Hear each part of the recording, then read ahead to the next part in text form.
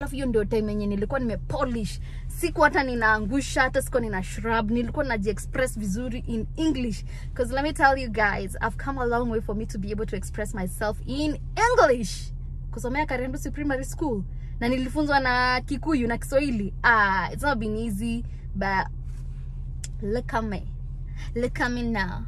Like why wanna deny watu visa sana? It's because they know people try to get all these different type of visa so that they can come here to the US and Kemboi ni kukuja kukatalia. Besides proving you have strong ties, what are these other important things that you need to show the consular so that is a sure bet not strong ties in America? Usianze kusema uko na guka, uko na shushu, uko na mama, uko na brother in America. But remember also, getting an American visa does not guarantee you an entry to America. So remember not to tell your villagers until you see yourself in New York. Cause girl, bruh, wachawi is real.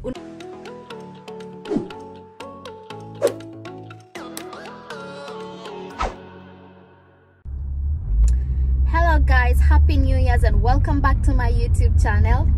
On this channel, at the next lights, turn left. On this channel, we talk about nursing, health, motherhood, travel, lifestyles, my life stories, life in America, and a little bit of everything.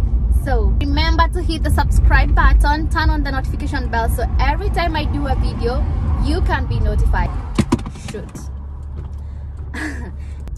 And in today's video, guys, we're gonna be talking about how I was able to get my visit visa on the first attempt. On the first attempt, guys, that's a big deal.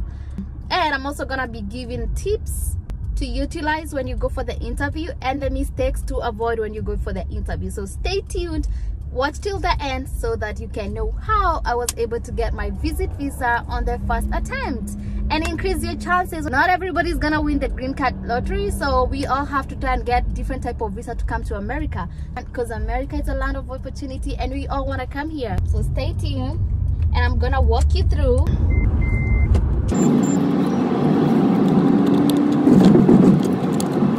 So in today's video, I'm gonna give you my story, how I went about my visit visa back in 2017, and I'm gonna give you tips to utilize when you go to try and get a visit visa and mistakes to avoid when you go for your interview. So back in 2017, first things first, I had to get my passport. I had someone who was helping me to get my passport because it was those days where lazima uhongane ndio passport yako itoke haraka.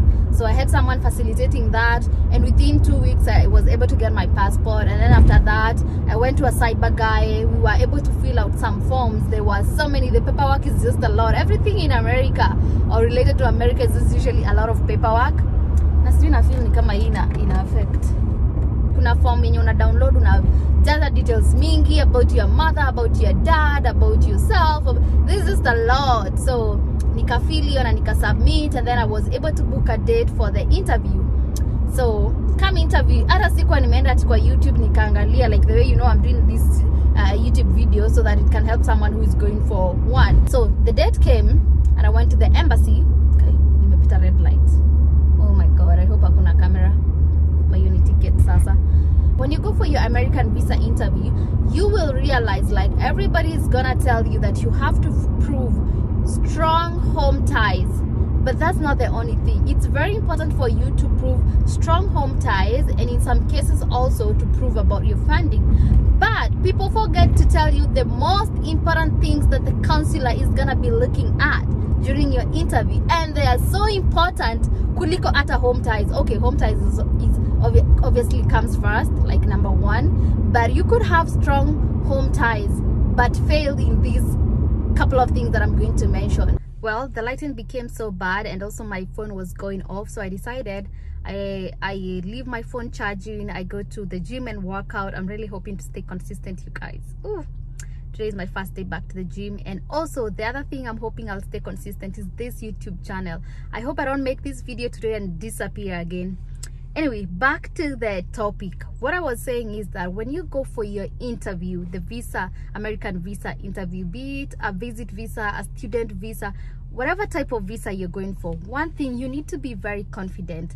Yani vile mimi nilifikiwa, ungedhani ni kwa baba yangu anaenda kunipatia visa. I was so confident. Yani nilikuwa nimejijaza, sikuwa, you know, most of the time what happened, many people, because of the fear that has been instilled by so many people, kila mtu anakuambia, oh, you know, I have a cousin mwenye amenyimwa 3 times, I have a brother who's been denied 3 times, I have my fiance who's been in, yani, everybody is telling you about how a person of theirs that they know been denied visa, and that can really instill fear and so much anxiety. By the time you get there, you don't even know how to express yourself. You're so disorganized. There's just something about fear and anxiety that does not allow you to express nicely. But when you have confidence, yani inakusel mpaka huo mtu huyo consular anakosa reason ya kukudeny. They just want to see that confidence. They just need to see that you know what you're saying. Because when you go there and you're just right, left and center because of the fear and the anxiety, you got just all over the place, you know, it will send a signal like, you know, The other thing, you need to communicate effectively and efficiently. Do not go there and speak too much. Just give the information that they are looking for. Just give the information that is necessary. Just give the information that is required by the consular. And also, don't give very short answers and answers that, you know, they don't really support your reason as to why you're coming to the US. So for example, if you're looking for a visit visa and you just say, I'm going to visit, I'm going for a wedding, I'm going for a graduation, and you stop there, you don't support your answer like with, you know, just like a background kidogo ya kuonesha why this is so important for you, this means a lot to you, you know. Like for example, when I was going for my interview, I was asked, what is the reason? Why are you going to the US? I said it's because I'm going to visit my mentor. Can you imagine, kama ningemalizia tu, I'm just going to visit my mentor, and I don't give more details, I don't give more information, I don't support my answer, ama my response, most likely I'll just be denied, because there are so many people showing up at the embassy saying they want to go to visit the US, you know, they're only one. So you have to give a very outstanding response. You have really to show why it's so important for you to go to the US. So like me, venye niliulizwa, nikasema like, I'm going to visit my mentor. I have had this mentor for over 10 years.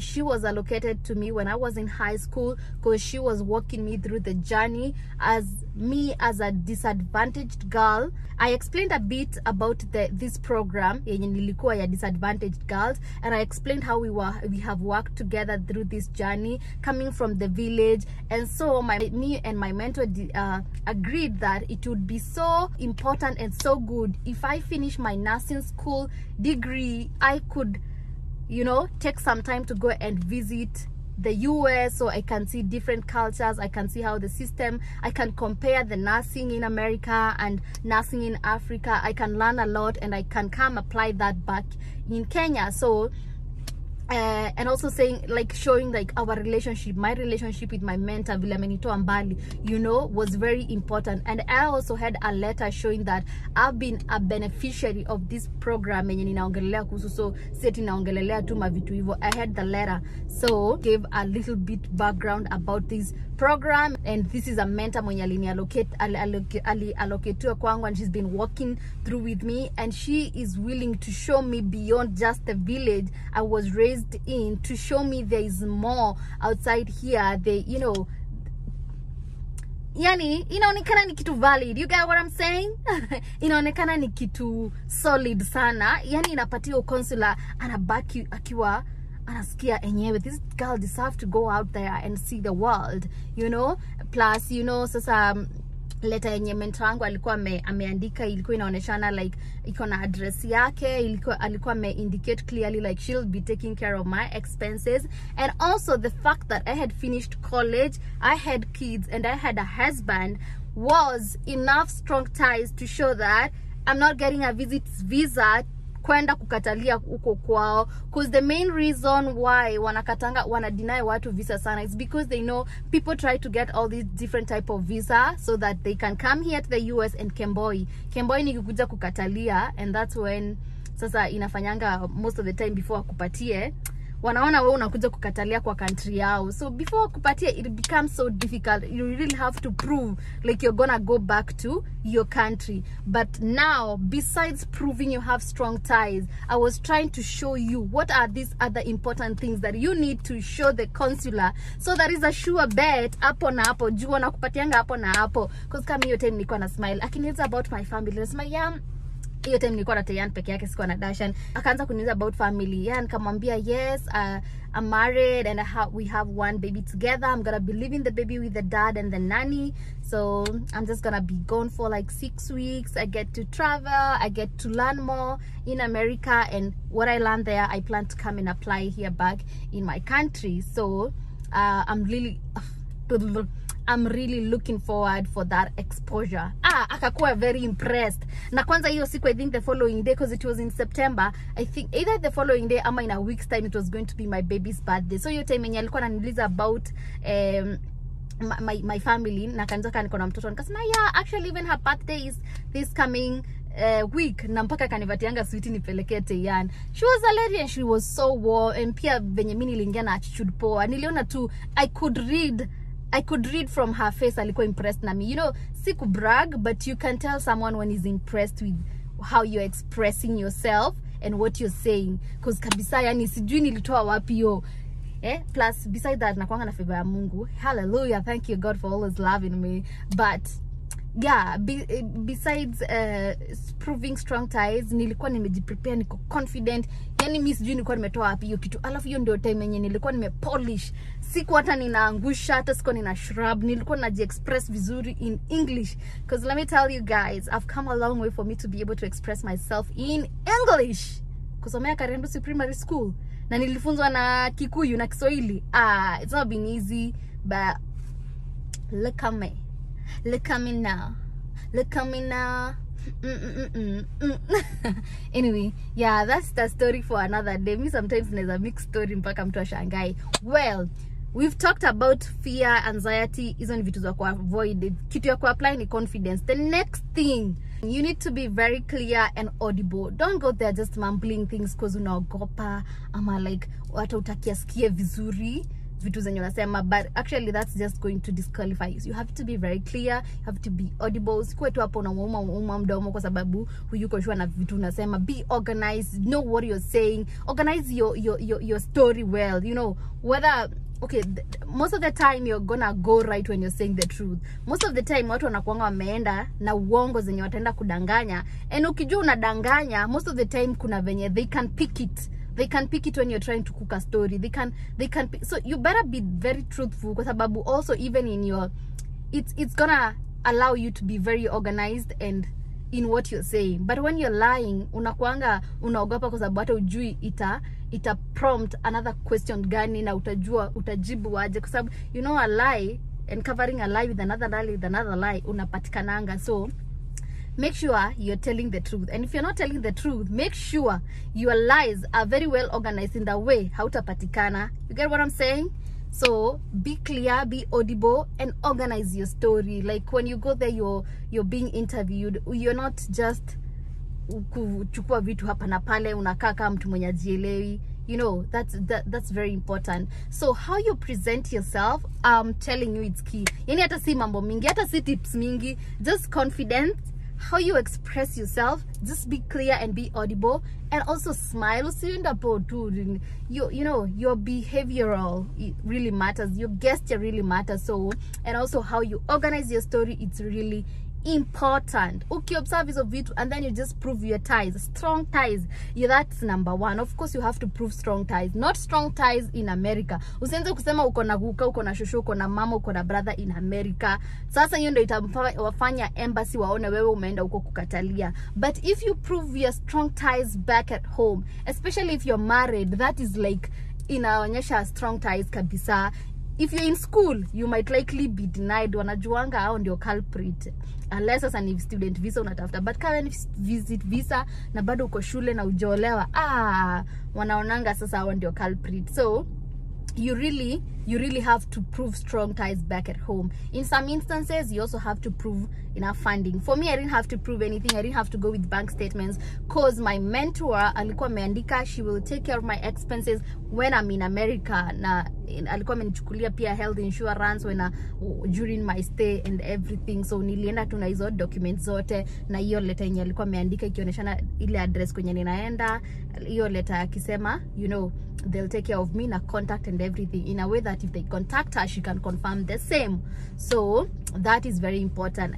But remember also, getting an American visa does not guarantee you an entry to America. So remember not to tell your villagers until you see yourself in New York, because girl, bruh, wachawi is real. Unaweza fika port of entry ukatazwe.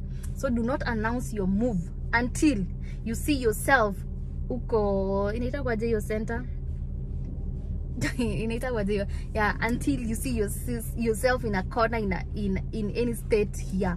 But otherwise, where hakupata your visit visa ama whatever type of visa does not guarantee you entry, especially visit visa. Unaweza fika hapa na ukatazwe. So make sure you keep it to yourself until you see yourself here. Well, kami by the way, I think niliposting my very first time nilipostingi venye nilionanga nishaingia, cause nilikuwa nishaambiwa hivyo you might get, and then ufike hapo waone hapana, reason yako ya kuingia America haibafurahishi, ukataze na urudishwe. So never announce when you're coming to America on visit visa, cause unaweza fika ukataze kuingia. Do I have another tip? And then the other thing ni kama sijui kama imechange, but hiyo immediately venye nilikuwa approved for my visa, nilitumwa kwa kadesk kengine hapo kwa kona, nikaambiwa nilipe 18,000. And then 18,000 na already ukiapply ile mara ya kwanza ukilipa ma documents huko, documents zingine hapo najazanga, I think actually hapo ndo unalipanga 18,000. After umepitishwa, umeapproviwa, tena kuna additional amount unaenda kulipa kwa counter fulani. I can't remember the process. It's been 5 good years since I got my visit visa, guys. I don't know if I am saying the correct thing because I hate to mislead people. I just know I paid 18,000 for visit visa. Na hiyo kila mtu hulipa. Na ukilipa hairudishwi, whether ukwe denied ama ukose kukua denied, hiyo pesa irudigi. You have to pay. So sijui kama ndio hiyo, whether you pay or whether you pass or you don't pass, ndio hiyo unatuma huko. Hapana, kwa hiyo counter ni additional amount of money unaenda kulipa. If I'm not wrong, gosh, why has it been so long that I have forgotten? But I just know if you pass the interview and ukwe approved for visa, nakumbuka tu unatumangwa kwa counter ingine iko hapo kwa kona. I even see it in my head. Unatumangwa kwa counter iko hapo, uende ukalipe I think an additional amount. But ile time ya kwanza ukiapply na ndio book for an interview, there's amount of money you pay which is 18,000. So that's all, guys. All the best. And let me tell you, try to get all these visas, whether it's a fiance visa, it's a tourist visa, it's a student visa. You can always work around it to see, because kisi kila mtu ata win green card lottery, and there's so many opportunities in America, and we're gonna be discussing all about it in the videos to follow. So stay tuned for more videos. Remember to hit the subscribe button, turn on the notification bell so you never miss any videos from Nasty Kenya Mountain. I love you all. Mwah.